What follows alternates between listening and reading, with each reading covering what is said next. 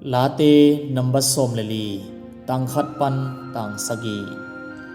mi te hai na le gi lo na mi hai te in alung sim sungu a pasian om lo hi chi in ngai sunu hi amau te sia u a ki huai gam tatu a ahoi in agam ta kuama om lo hi apil gam tat pasian azong a omu hiam chi athei na ding in to pa in van tung panin mi hing te hongen sukhi amau te khem peu avek pi un puk hinu hi akibangin sekimu a ahoi in agam ta khat zong om lo hi to pa tunga thu angen lo annek bangin kamni te ane tum sian na abol te in thu thei na nei lo ai yam lao na lian pi sunga amau te om dingu hi bahang yam chi le pasianin midik te om pi hi mi zong te gel na su se nuam bu a hi hangin to pa pen mi zong te bel a hi Israel te ading hot hiat na zayon panin hong tun na ding thu kangen ngen hi to pa in ama mi te tunga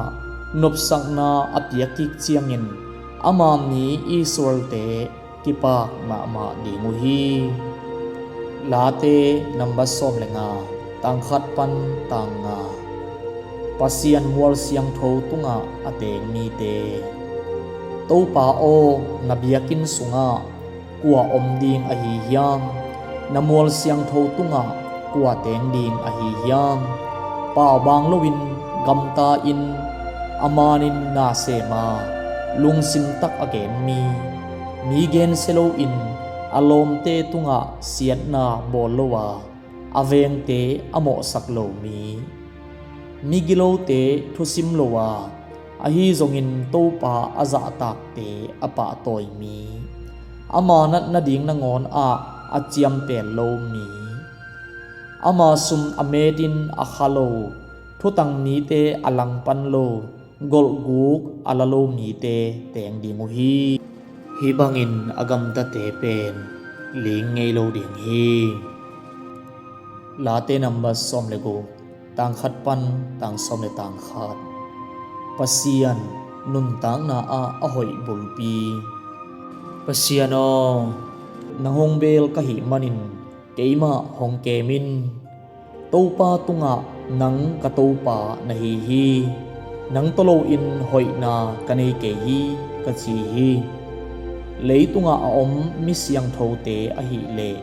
amau te nampi hi a amau te sunga kalung kim na te ngom hi pasian dang atel te in amau da na khang sakhi amau si the biak na te ken bol pi lowin amau pasian te kapiak pi ke ding hi to pa pen keima lua dinga katel sa keima muan pi na hi a keima nga ding khem pyo na khos sunga om hi ke ya pen mun nuam ma sung hong tun a hi manin gam lua hoi nei ka hi ngai sunna a hong lak to pa ka phada zanin zong kalung sima hong suakhi to pa kamai ngat ton tunga katak lama ama om a hi manin kakiling ke ding hi tua hi chiangin lungdamin kakipa ka lungmuangin ka om hi bahang hiam chi le leinuai nongzuan sakya nami hoi pa leihom pi namusak ke hi nangma in nun tak na lampi keima nong lakhi